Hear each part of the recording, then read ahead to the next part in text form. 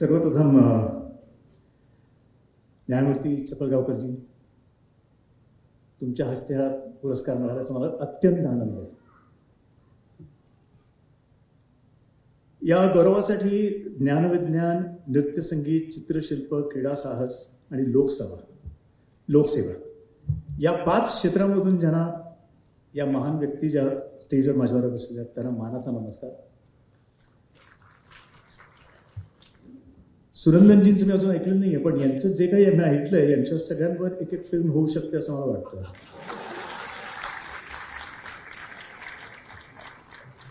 आणि आपण समोर बसलेले सर्वच नाशिककर रसिको, नमस्कार. दुसऱ्यांदा मी इथे येतोय आणि नाशिकमध्ये एंटर झाल्यावर इतकी ग्रीनरी बघून मला असं इतकं अप्रतिम वाटलं. म्हणजे मी बऱ्याच वर्षानंतर आलो त्यामुळे I saw big change in the way the city is looking.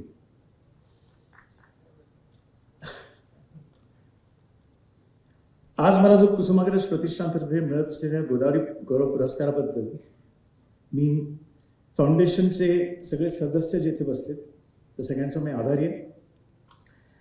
आणि देवी सरस्वतीचे वरदहस्त असलेले ज्ञानपीठ पुरस्कार विजेते आणि साहित्य अकादमीने गौरवलेले पद्मभूषण कुसुमाग्रजांना अभिवादन करून मी या पुरस्काराचा अत्यंत नम्रतेने स्वीकार करतो. आणि कमिटीचे मी आभार मानतो की या पुरस्कारासाठी तुम्ही माझी निवड केली. सिनेमा लाईन असा शब्द हा आता हल्ली वापरला जात नाही. हल्ली आपण फिल्म इंडस्ट्रीच म्हणतो. पण बऱ्याच वर्षांपूर्वी जेव्हा मी कॉलेजमध्ये होतो तेव्हा सिनेमा लाईन हा शब्द वापरला जायचा. आणि सिनेमा लाईन एवढं काही पॉप्युलर नव्हतं. सिनेमा लाईनमध्ये जाणं म्हणजे एवढं काही एक्साइटमेंट नव्हती आई वडिलांसाठी. 12वी असताना जेव्हा परीक्षेचं सगळं तयारी सुरू होती तेव्हा माझ्या वडिलांनी, ज्यांना मी दादा म्हणतो, त्यांनी मला विचारलं, काय इंजिनिअरिंग की मेडिकल? मी म्हटलं इंजिनिअरिंग. मेडिकल नको, डॉक्टर नको, I think engineering is more interesting. Okay. परीक्षा झाली, रिझल्ट आले, 52%. आणि दादा ऑब्व्हियसली शॉक्ड होते. आता म्हटलं आय थिंक BSc करतो आणि BSc मध्ये केमिस्ट्री करून काहीतरी करता येईल. पण त्याच्या आधी मला आर्किटेक्चरमध्ये खूप इंटरेस्ट आहे. त्यामुळे जे कॉलेजची जी एंट्रन्स एक्झाम आहे ती मी देऊन बघतो. ऑफकोर्स जे कॉलेज पण मी नापास झालो एंट्रन्समध्ये. BSc नक्की झालं. पण फॅक्ट हे, खरी गोष्ट ही आहे की मला स्वतःला माहित नव्हतं मला काय करायचं. मला इंजिनियर व्हायचं नव्हतं हे नक्की होतं. पण आता दादांना मी ते सांगू शकत नाही, कारण दादांच्या होप्स, आईच्या होप्स या खूप मोठ्या आहेत. तर मी BSc करता करता, पहिलं वर्ष करता करता मी दादांना एकदा सांगितलं की मला वाटतं मी हे केमिस्ट्री सगळं करतोय पण ट्रॅव्हल अँड टुरिझमचा कोर्स करतो, डिप्लोमाचा कोर्स आहे. ट्रॅव्हल अँड टुरिझम करून तो काय करणार? I don't know. त्याचे खूप आता स्कोप खूप वाढतोय या सगळ्या फील्ड्सचा. मी कोर्स केला. 3-4 महिने झाले डिप्लोमा मिळाला आणि त्या कोर्सचं एक्झॅक्टली पुढे काय मला आय हॅड नो आयडिया. मी म्हटलं दादा मॅनेजमेंट आणि केटरिंगचा कोर्स करतो.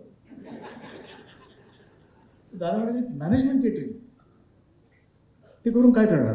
अशी never know hotel line is very very flourishing just now. I could probably join a five-star hotel और समथिंग. दादा म्हणाले की ओके कर. कोर्स केला, डिप्लोमा मिळाला. काही दिवस गेले, महिने गेले. म्हटलं दादा स्पॅनिश शिकायचा कोर्स करतो. स्पॅनिश?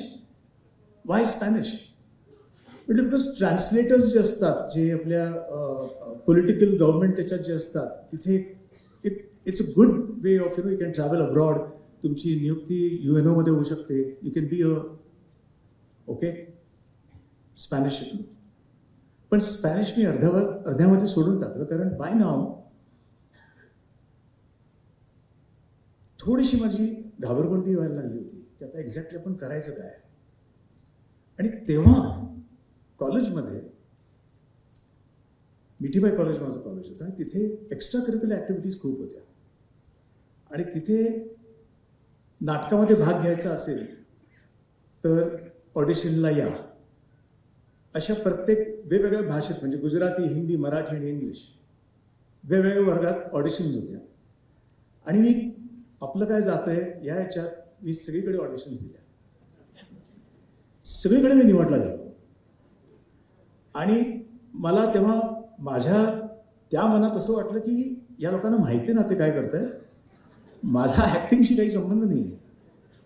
पण दे like what I did, they like my appearance, they like my presence on stage. आता घरी मी सांगू शकत नव्हतो दादा की मी ऍक्टिंग करतोय. त्यामुळे मी ते लपून छपून 1-1.5 वर्ष ऍक्टिंग, सगळे जितके हे होते वेगवेगळे त्यांचे जे कॉम्पिटिशन्स होत्या त्याच्यात भाग घेतला.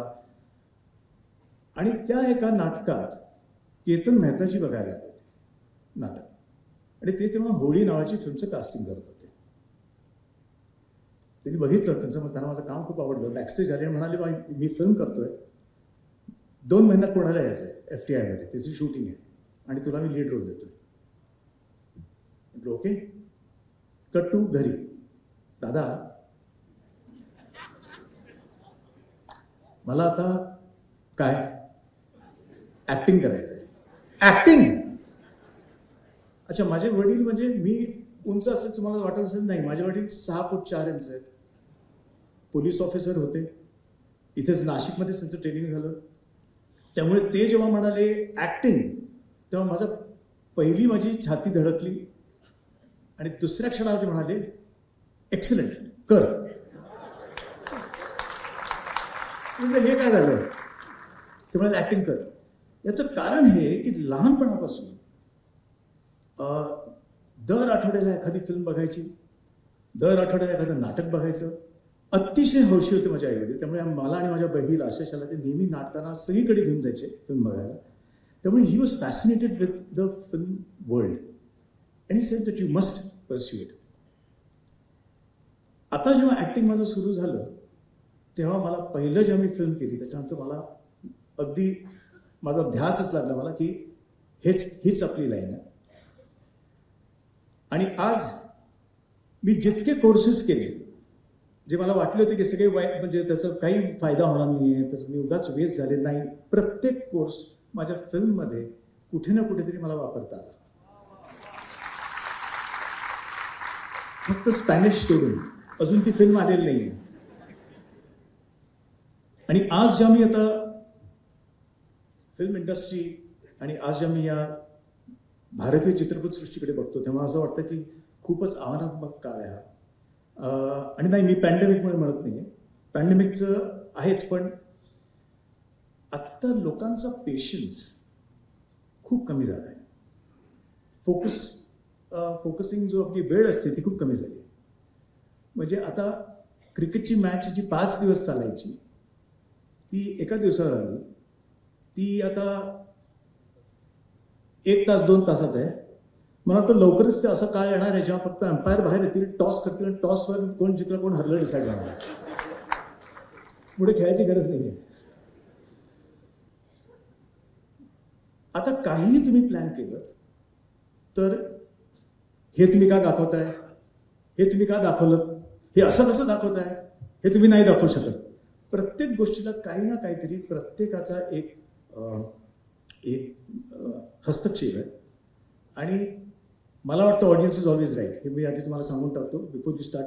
माझ्या नावावर तुम्ही फुली मारायच्या आधी मी सांगतो ऑडियन्स इज ऑलवेज राईट. कारण समवेअर आपण या बदलत्या काळात cinema also has to undergo a change. कारण जर का तुम्हाला चॉईसेस, तुमची सिनेमा बघण्याच्या पद्धती जर का चेंज होत आहेत टेक्नॉलॉजीमुळे, ज्याच्यात OTT प्लॅटफॉर्म आणि TV आणि म्हणजे लोक नाटकालाही हल्ली कमी जायला लागले आहेत, थिएटरमध्ये जात नाही आहेत. प्रत्येकजण हेच म्हणतं की आधी खूप मला रिव्ह्यूज मिळते चांगले तर मी थिएटरमध्ये बघीन, नाहीतर मी घरीच OTTवर बघीन. तर अशा काळात देशातच नाही, मला वाटतं कंप्लीट जगभरात, इव्हन हॉलिवूडमध्ये सगळ्यांची तारांबळ उडालेली आहे की एक्झॅक्टली कसं करायचं, काय करायचं.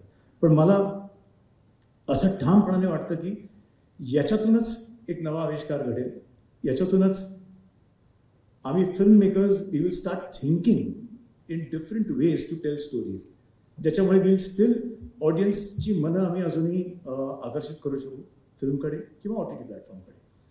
तर आता तो काळ आलाय. याची सुरुवात मला खूप प्रगल्भाने जाणवली पानिपतच्या वेळेला.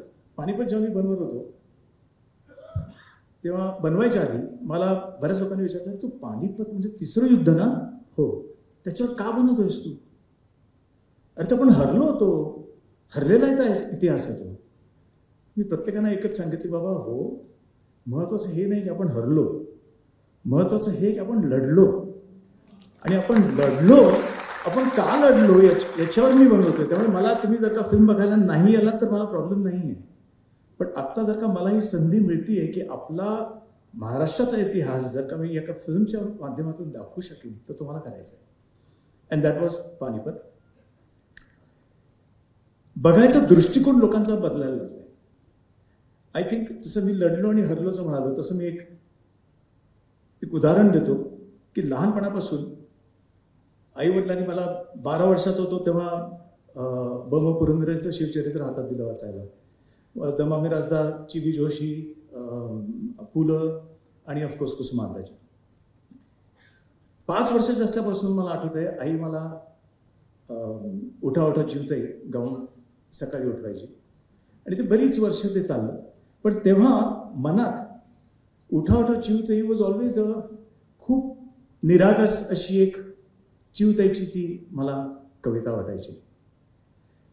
मोठं झाल्यानंतर म्हणजे आत्ता मी म्हणतोय प्रॉब्ली 20 वर्षापूर्वी मला एक त्याचा पॉइंट ऑफ व्ह्यू माझा बदलला बघायचा त्या कवितेकडे. आणि हे माझं इंटरप्रिटेशन आहे, क्विकली मी सांगतो की उठा उठा चिवताई सारीकडे उजाडले, डोळे तरी मिटलेले अजूनही अजूनही. उठा उठा जीवताई सारीकडे उजाडले, डोळे तरी मिटलेले अजूनही अजूनही. याच्यात माझं इंटरप्रिटेशन असं आहे की सगळे उठलेत, वाय यू स्टील स्लीपिंग. आजची जो युवक आहे झोपलेला काय अजून. सोनेरी हे दूत आले घरट्याच्या दारापाशी, डोळ्यांवर झोप कशी अजूनही अजून. सोनेरी ही दूत म्हणजे ऑपॉर्च्युनिटी आहे. या ऑपॉर्च्युनिटीज आल्या आहेत पण तुम्ही घेत नाही आहात. लगबग पाखरे ही गाता गाता गोड गाणे, टिपतात बघा दाणे चोहीकडे चोहीकडे. म्हणजे ही लगबग पाखरे ही जी आली आहे दीज आर रायव्हल्स. हे आपले प्रतिस्पर्धी आहेत, सगळे गोड आहेत, गोडपणाने आलेत आणि तुम्हाला रिअलाइज होत नाहीये ते तुमचं, ते तुम्हाला मिळालं पाहिजे ते कारण तुम्ही त्यांना घेऊन येत आहे. झोपलेल्या अशा आम्ही आणायचे मग कोणी, बाळासाठी चारा पाणी चिमुकल्या चिमुकल्या. ते बाळासाठी इज द मोटिवेशन. आता याच्यात कवितेमध्ये ते बाळासाठी पण ऍक्च्युअल मोटिवेशन इज काहीतरी मोटिवेशन तुम्हाला पाहिजे, तुम्ही ते असलं पाहिजे and you should go and do it. And final awakening आहे बाळाचे मी घेता नाव, जागी झाली चिवताई, उडून या दूर जाई दूर दूर दूर. ही कविता मला नवा अर्थ, नवं इंटरप्रिटेशन मला याच्यात दिसलं. आणि दुसरी कविता कुसुमाग्रजांची जी मला फारच आवडते, म्हणजे वन ऑफ द टॉप आहे मला, मराठी माती. हे मला वाचायला सॉरी. माझ्या मराठी मातीचा लावा ललाटासाठी रंग, हिच्या संगाने जागल्या दऱ्याखोऱ्यातील शेळा.